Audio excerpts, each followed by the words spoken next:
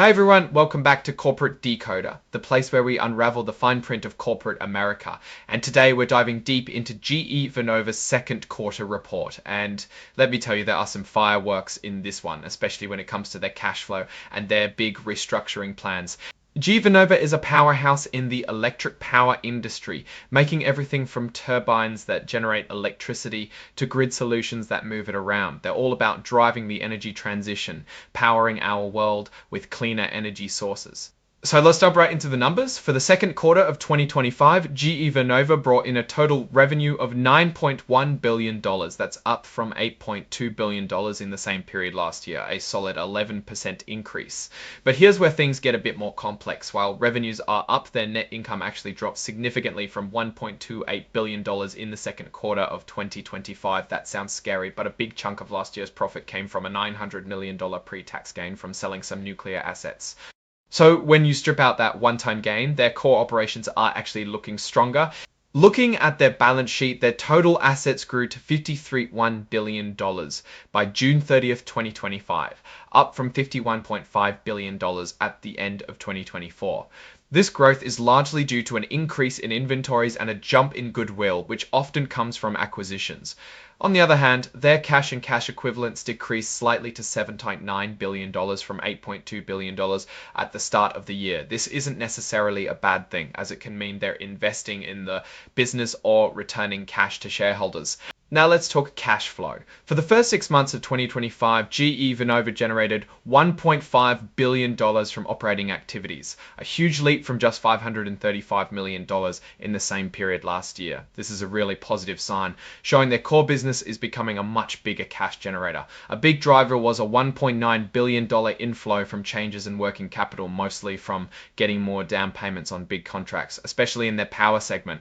Their backlog, or RPO as they call it, also grew to an impressive $128.6 billion as of June 2025, up 8% from the end of 2024. This means they have a lot of future work lined up, which is great for long-term stability. The power segment is a major contributor to this growth, with strong orders for gas turbines and related services. The power segment itself is performing really well. Revenues were up 7% for the quarter, and their segment EBITDA, which is a measure of their operating profit, jumped 27%. That jump was thanks to higher prices, more deliveries, and better efficiency, especially in their gas power business. It's clear their investments in heavy-duty gas turbines and aeroderivatives are paying off. The wind segment, however, is facing some headwinds. Revenues increased by 9%, but their segment EBITDA took a hit, falling 41%. This is mainly due to increased costs in onshore wind services and the impact of tariffs on offshore wind. They're also seeing fewer orders in offshore wind as they work through existing contracts. Electrification is showing strong momentum. Revenues surged 23% for the quarter, and their segment EBITDA grew substantially, up from $129 million to $322 million. This growth is driven by their grid solutions business benefiting from higher volumes, productivity, and favorable pricing. Now let's talk about those restructuring plans. GE Vernova has been busy streamlining its operations and cutting costs. They reported restructuring charges of $43 million for the quarter.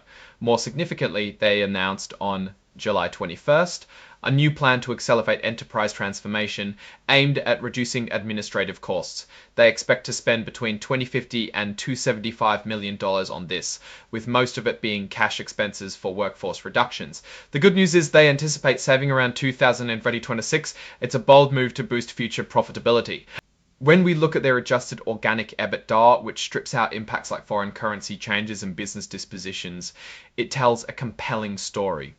For the second quarter, adjusted organic EBITDA was $737 million, a solid 26% increase from last year. This shows that their core business is improving, even with external pressures. Their credit ratings are also looking up. Both S&P and Fitch revised their outlooks to positive with BBB and BBB ratings respectively.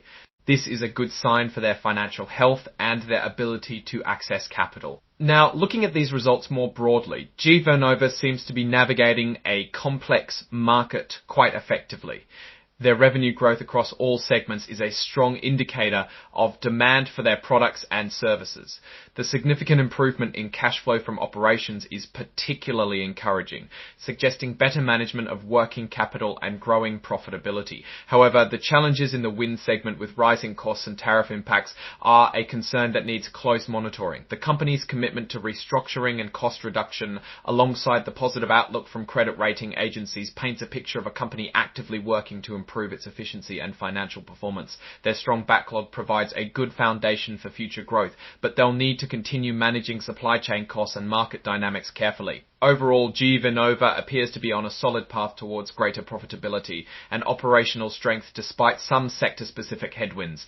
Alright, that's our breakdown of GE Vernova's latest filing. What's your take on these numbers and what they signal for the company's future? Drop your thoughts in the comments. If this analysis was valuable, hitting that like button really helps, and subscribe for more deep dives. Don't forget to check out the Discord in the description. Thanks for watching, see you next time.